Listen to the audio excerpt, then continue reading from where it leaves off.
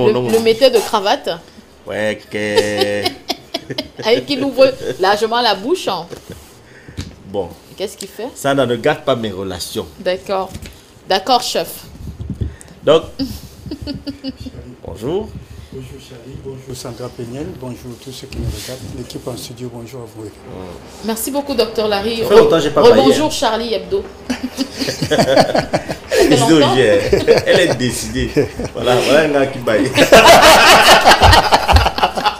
Juste en face là. Alors peut-être c'est la meilleure façon ou... Oui. Bon, donc tu vas nous dire comment on baille, non? Oui. Et pourquoi est-ce qu'on doit bailler? Mais ça fait longtemps que je n'ai pas baillé. Je suis pas encore normal. Alors même le chien baille. Même le chien baille. Tout à fait. Donc c'est donc quoi le bâillement? Voilà, il faut dire qu'en un seul mot, c'est un réflexe involontaire. Ok. C'est un comportement universel. C'est tout le monde qui baille, hein. Ok. Que vous soyez blanc ou noir. Voilà. Et bien évidemment qui s'articule par les étirements et les contractions de nos muscles. Ça, c'est le vrai baillement. Voilà.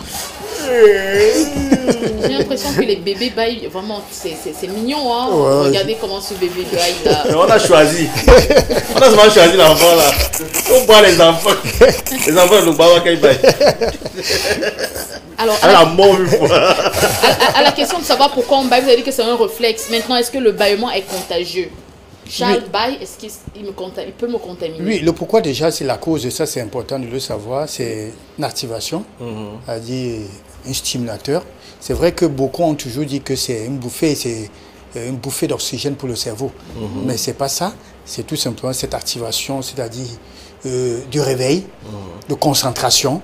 Voilà, ça vous permet de vous mettre en état de vigilance, voilà, de concentration, tout simplement, de dire attention, voilà. Voilà pourquoi vous l'avez énuméré tout à l'heure. Certains, on dit que c'est la famille. Certains, non, c'est que tu es fatigué. Certains, c'est qu'il a faim. Voilà, on accorde, il y a un peu, on parle un peu de tout et tout. Voilà. Voilà parfois la on cause. Sort, même on dit qu'on t'a lancé le sort, on t'a jeté le sort du bâillement. Voilà, tu bailles à tout moment. Voilà. Ça fait un bail, hein. J'ai pas baillé.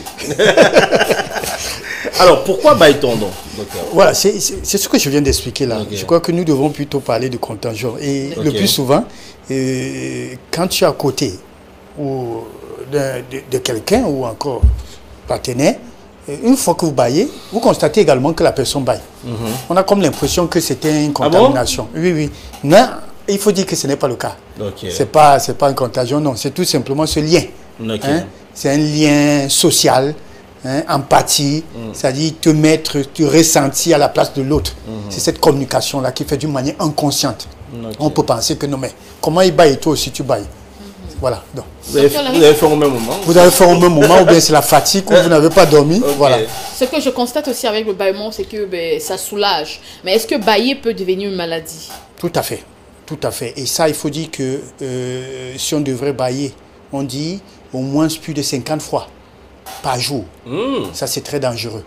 Ça, c'est très dangereux. Ça pourrait cacher justement une pathologie, soit une hypertension crânienne, soit signe de maladie de Parkinson, soit une tumeur cérébrale. C'est valable aussi pour l'éternuement, parce qu'il y a des amis qui éternuent 1000 à l'heure. Oui, mais il faut dire que moi j'éternue beaucoup parce que j'ai ce qu'on appelle la rhinite allergique. Ça va dépendre justement de ce qu'on a. Les personnes asthmatiques aussi. Voilà. Donc il faut dire aussi des odeurs ou bien des parfums. Là, directement, si je ressens là, vous aurez pitié de moi.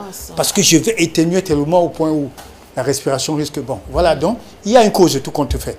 Mais il faut dire aussi, il y a un nombre de fois. Parce que le bâillement, c'est naturel, c'est tout à fait normal. Mais plus vous en faites, plus c'est un problème. Voilà. Donc, ça pourrait cacher justement des maladies assez sévères. Voilà. C'est la raison pour laquelle on est censé savoir si bailler, c'est bon pour la santé. Oui, c'est bon. C'est aussi bon parce que j'ai dit tout à l'heure, vous voyez, et ça il faut le dire, quand vous baillez, il faut accompagner justement par des étirements pour pouvoir bénéficier d'un réveil. Ça c'est important. Oui, parce que parfois c'est un jour galant. Donc, alors, quand vous le faites en vous étirant, ça c'est bon. Voilà, ça c'est ce qu'on appelle encore bouffer. C'est-à-dire une bouffée d'oxygène. Mais ça, pas pour le cerveau, c'est pour tout le corps. Une bouffée d'air. On dit, on recharge ses batteries. Ça, c'est important. Mais sauf que, en baillant même, cet oxygène qu'on inhale, parfois, elle est polluée. Ça dépend même de là où ça dépend de là où tu bailles. Merci, chaque fils. Donc, il faudra faire très attention. Mais il faut dire que c'est une bouffée d'air tout qu'on te fait qui font du bien, qui fait du bien pour les muscles de la face, de la tête, du cou. Et également, ça débouche ce qu'on appelle les oreilles.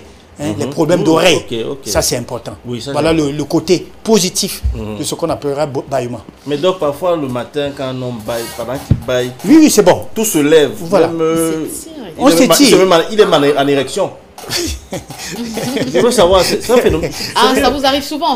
Oui, ça m'arrive. C'est bien d'assumer. Oui, ça m'arrive. Docteur, comment comprendre que Charles Fils à 4 h du matin j'étais de l'œil ici, il là. étire les mains et il est super excité. Oui, ça m'amène justement, je crois que nous aurons l'occasion d'en parler, pour ne pas confondre avec ce qu'on appelle l'érection matinale.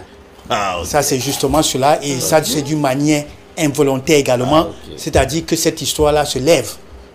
Sans hésitation, rien. Non, rien. Voilà, non, je voudrais justement arriver à ce que vous venez de dire. Non, je vous aime, parce que ce n'est pas l'envie, c'est que c'est normal. Non, mais c'est normal, c'est pas l'envie. Tout va bien. Alors, donc comme je disais, quand on se lève en principe, quand vous vous levez de votre lit, ça c'est très important, il faut s'étirer d'abord avant de faire le pas. Quand vous déposez les jambes au sol, ça c'est bon, vous vous étirez le corps, ça c'est bon. C'est pour permettre un bon réveil, hein, pour tout le corps et pour tous les organes en général. Voilà. Mais on peut combattre le bâillement quand même. Oui, si elle devient à répétition, on peut combattre. Et pour mieux combattre ça, c'est la respiration. Quand on dit une respiration profonde. Et ça, il y a beaucoup de gens qui ne le font pas. Même en kiné, on parle de la kinésie respiratoire. C'est très important à chaque fois, soit le matin, soit au coucher, de faire des exercices de respiration. Ça, c'est important. Inspiration, respiration, expiration. C'est-à-dire, vous respirez en inspirant, en soulevant le... Mais voilà, comme vous le faites là, vous le faites 10 fois par jour. Tout le monde devrait le faire. Tout le monde devrait le faire. Non, ce n'est pas la sorcellerie. Non, ce n'est pas la sorcellerie. Les gens pensent que ça, c'est un sorcier. Ceux qui font le yoga, d'ailleurs... les gens font le yoga. Si vous le faites dans les rues... Non, justement, on risque... on risque vos doigtés. Puisque vous demandez qu'on soit dans un endroit aéré, non? Aéré, ça c'est bien sûr. Une pièce à la maison. Une pièce à la maison. Vous ouvrez les fenêtres. Vous ouvrez les fenêtres. Si tu as une chambre qui n'a pas de pièce. Il y a une véranda. Il y a une véranda. Il y a des chambres, il y a des maisons qui n'ont pas de véranda. Non, je veux qu'on se comprenne. Il y a des gens qui sont dans des conditions vraiment compliquées. Le gars se dit que c'est quand il arrive à Ndokoti, coin aéré, qu'il se met à faire ça. Mais Ndokoti n'est pas aéré. Il y a toutes les pollutions et tout là. Voilà. Donc il faut comprendre tout simplement que ce que je disais tout à l'heure, la respiration c'est important pour tout le monde.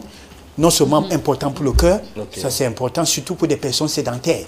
C'est-à-dire qui ne font pas le sport et tout. En faisant des exercices de respiration, ça c'est bénéfique pour eux, bien évidemment. C'est-à-dire inspiration, expiration. On inspire, ça veut dire qu'on puise de l'air. Après, on ferme la bouche, comme si on fumait, ça sort par les narines, on inspire tout doucement. Voilà. D'accord. Docteur, vous avez plusieurs caméras devant vous, mais nous vous proposons cette caméra. Après, vous pouvez l'apporter et rentrer à la maison ou bien à la clinique. Donc, cette fois-ci, vous êtes face aux Camerounais. Qu'est-ce qu'ils peuvent retenir ce matin? Alors, ce qu'il faut retenir ce matin, c'est dire que bâillement est bien pour la santé et aussi, c'est mauvais pour la santé quand ça devient, je veux dire, l'excès. L'excès de toutes choses nuit. Et je disais tout à l'heure, 50 fois de bâillement par jour, c'est un problème. Et encore, ce qu'il faut retenir ce matin, c'est que si, pendant que vous baillez, vous ressentez des céphalées, ça veut dire maux de tête, et vous sentez une perte de sensibilité au niveau du visage, courez rapidement à l'hôpital. Ça, c'est très important. Alors, toujours, il ne faudra pas dire que c'est parce que vous avez bu toute la journée d'hier que non, ça va passer. Et ça, je m'adresse bien évidemment à ces personnes qui ne savent pas écouter leur corps. Parce qu'il faut savoir écouter son corps. Et ça, je le rappelle encore, je voudrais le réitérer. C'est-à-dire, vous avez des céphalées et vous sentez une perte de sensibilité au niveau de votre visage et que vous baillez plusieurs fois. Allez-y rapidement à l'hôpital. Ça pourrait être le signe d'AVC. Voilà. Wow. Ok, bon, merci docteur. Merci pour... surtout pour Charles qui bosse beaucoup. Il a intérêt à beaucoup se reposer. Hein. Vous avez bien noté. Je baille quand j'ai faim, je baille quand je suis fatigué. Voilà, le stress également peut justement causer ce qu'on appelle... Voilà. Bon, Reporters sans frontières. Le matin aussi, quand je baille, tout est debout, tout est... Il a déjà donné la réponse à ça. Je suis en train de... Ouais, la prochaine fois, on parlera d'érection matinale. Donc, pardon, avant de partir, s'il te plaît, c'est un sort. J'ai vécu une situation un jour. Un monsieur qui est arrivé dans un événement, il a même bousculé tout le monde. Non, c'est ma place, c'est ma place. Dès qu'il s'est assis, pap, il a commencé à dormir. C'est normal ça. Oui. Donc, il était peut-être 13 heures, le soleil. Il y avait le soleil, on était dans un événement à son mandat. Oui. Il couille, non, non, c'est presque ma place. On dit que non, le père, asseyez-vous. Dès qu'il s'est assis, pap. C'est normal. Oui, il peut s'agir de ce qu'on appelle une somnolence, qui est une pathologie également. Il pourrait être aussi sujet à ce qu'on appelle une apnée de sommeil, bien évidemment, qui justement a des troubles respiratoires, ça également. Donc, il faut dire qu'à cela, il y a une cause. Mais d'une manière générale, normale, non. Ce n'est pas normal. Okay, il y a quelque chose qui se cache derrière ce comportement, si je peux encore appeler ça ainsi. Oui. Surtout que vous l'avez vu hyper excité, vous l'avez dit, il faisait du bruit et subitement, il s'assoit et voilà, il commence à ronfler et tout. Voilà. Et ça, il faut dire que si vous constatez, soit également, il y a ce qu'on appelle les graisses. L'excès de graisse. Oui, parce qu'il était très costaud. Voilà, l'excès de graisse également chez cette personne, ça, je l'ai dit sans le savoir. Ça également, ça pourrait être également l'un des facteurs. On a une panoplie de sujets, la semaine prochaine, érection matinale, obésité, en tout cas. Mais, merci à vous, docteur Larry. J'attends toujours les chocolats que vous m'avez promis, les chocolats noirs. Vous m'avez promis le 20 avril 2022. Donc, je n'oublie pas, docteur. 20 avril 2022, vous avez fait la promesse que vous n'avez pas. Lors de mon anniversaire, il m'a promis des chocolats noirs. Chocolat noir et quoi? J'attends toujours les chocolats noirs. Pourquoi le chocolat noir? Ça, quoi? Mais le docteur recommande de temps en temps le chocolat noir. Cardioprotecteur. Cardioprotecteur. Aphrodisiaque. Ça, c'est très important. Que pour la femme que pour l'homme. Ça, c'est bon. Ça stimule le cerveau.